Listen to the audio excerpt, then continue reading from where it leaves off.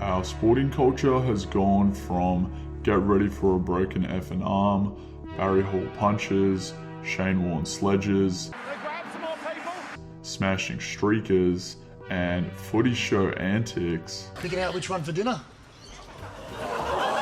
Thank you very much for speaking us. What a magnificent breast you've got too, madam. To whatever this is now. Stretching from the Mount Forest River right out to the Great Dividing Range. In those rainbow colours, and it really is a great leadership again by the AFL. What happened to Aussie sport? This isn't the sporting culture of Australia we grew up with. It used to be about grit, mateship, and the hard-working Aussie spirit. Not DEI inclusion rounds, polished press releases, and corporate woke agendas. To support us, consider becoming a YouTube channel member or Patreon, or check out our merch, links in the description below. Back in the day, sports like AFL, cricket, and rugby league were built by blue-collar, real Aussie blokes. The game was hard. The men were tougher. No social media filters, no brand management, no carefully worded statements approved by a PR team. Just guts, loyalty, and a never back down attitude. You had cricket legends like Merv Hughes, mustache, chest out, sledging with a laugh and snarl. Shane Warne, the larrikin genius who didn't care what people thought. Andrew Simons, bulldozing streakers. And Matty Hayden opening the batting like he was storming a battlefield, then reading the Bible afterwards. These were Aussie blokes, and we loved them. And in league and AFL, you had warriors like Wally Lewis, the king himself, tough as nails, who led with pride. Gordon Tallis, who once ragdolled Brett Hodgson like a man possessed. In the AFL, Tony Lockett and Dermot Brereton, fierce, fearless, and raw. And I could go on and on. These guys were real characters with real strength. Today, we get media-trained robots with absolutely no personality or grit, reading from a script. Nobody wants to say anything real, because if they do, the outrage mob, aka the leftists, the media, and even woke sporting codes, will destroy them. Israel Folau lost his career, name, and reputation for quoting the Bible on gay marriage.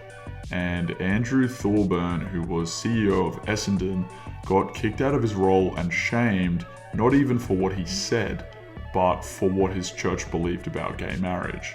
Which, reminder, it was only 36 years ago that homosexuality itself was a criminal offence in Queensland, Western Australia, and Tasmania.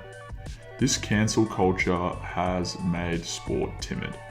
Players live in fear of saying anything controversial, even if it's rooted in personal faith or traditionalism, which this country was founded on, by the way. And that's the problem. It's not just about the players. The culture has been captured. Clubs aren't run by diehard fans anymore. They're run by marketing departments and HR consultants that push their DEI, gender quotas, vote yes, alphabet community, welcome to country nonsense. Fans used to have identity, pride, and loyalty. It's now all brand values and diversity statements. Every round, there's some corporate-sponsored cause being shoved down your throat. Pride round, inclusion round, gender equality round, climate awareness round, whatever. All the while, the game itself takes somewhat of a backseat. You turn on the TV and it's about what slogan is on the jersey or what woke cause they are pushing. Even stadium announcers are reading off land acknowledgements like they're priests of a new left-wing destructive religion. And if you're annoyed by this, like I am, hit a like to help the video get more reach. And who could forget the NRL footy show? The heartbeat of Aussie league culture for more than 2 decades. This wasn't just a show. It was like a ritual.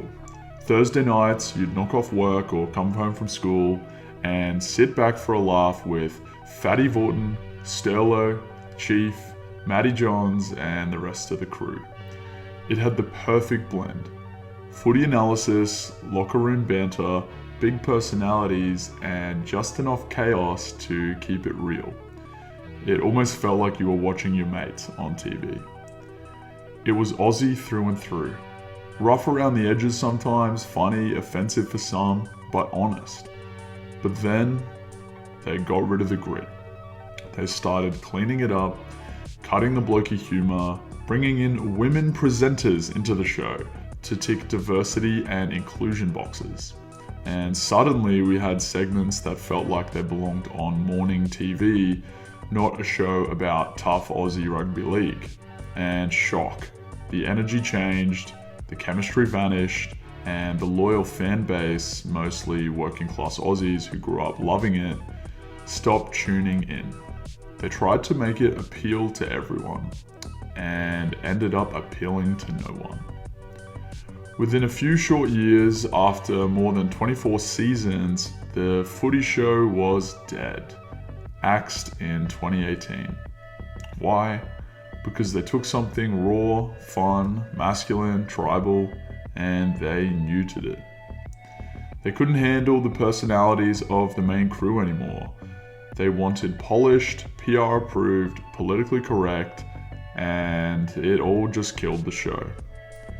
And literally the same thing happened with the AFL footy show, shutting down Sam Newman and the crew's banterous, real and raw takes. And the woke cleanup crews came in, they started pulling it apart, and they removed the show's edge, replaced the banter with safe, polished segments, and tried to modernize it with new, more diverse hosts. And guess what? The audience dropped off. Ratings collapsed, and after 25 years on air, the AFL footy show was cancelled in 2019. It was the exact same pattern. They took a show built on strong Aussie personalities and rough humour and tried to turn it into a bland corporate product. It didn't work. It never does.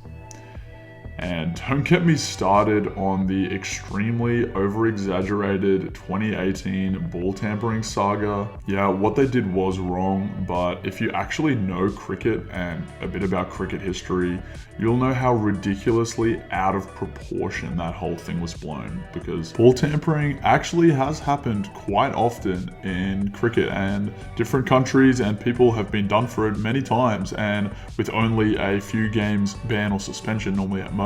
But you know, there's so much more to it that I could rant about that saga, but I probably need to do a whole video on its own about that one, which I'll actually do if this video does well. But on to the next point.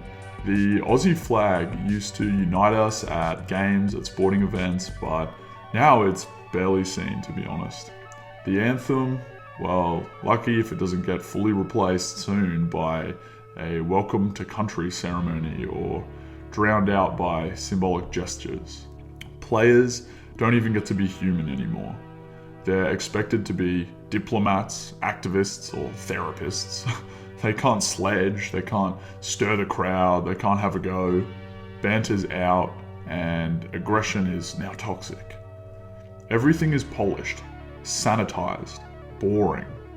You can't build legends in a culture like that, because legends need space to be raw, to be flawed, and also just to be themselves.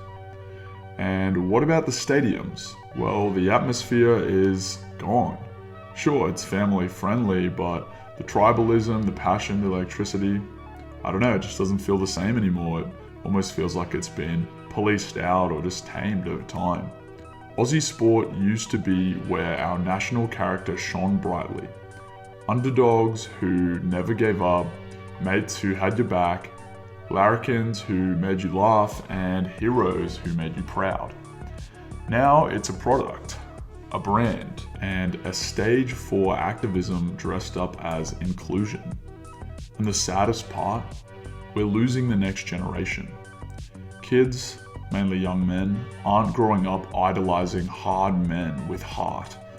They're seeing scripted smiles, rainbow laces, and warnings about what not to say, and instead they idolize some TikTok influencer or something. We didn't build this country on political correctness.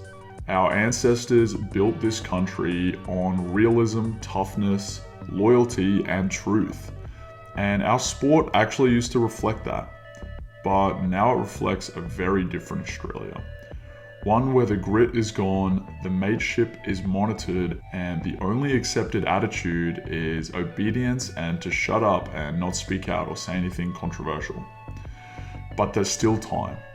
We don't need to be rude or physically aggressive about this, but we do need to stop pretending that this is okay.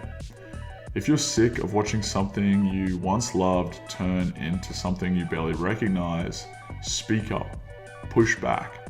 Celebrate the old legends and tell the truth. Spread the message to your mates. Because Aussie sport doesn't need modern agendas. It needs to return to what it used to be, full of grit, determination, and realism. If you enjoyed the video, like and share it. Consider becoming a Patreon YouTube channel member, or you can check out our merch, links in the description below. And you can also check out a similar video on screen now. God bless Australia, and Christ is King.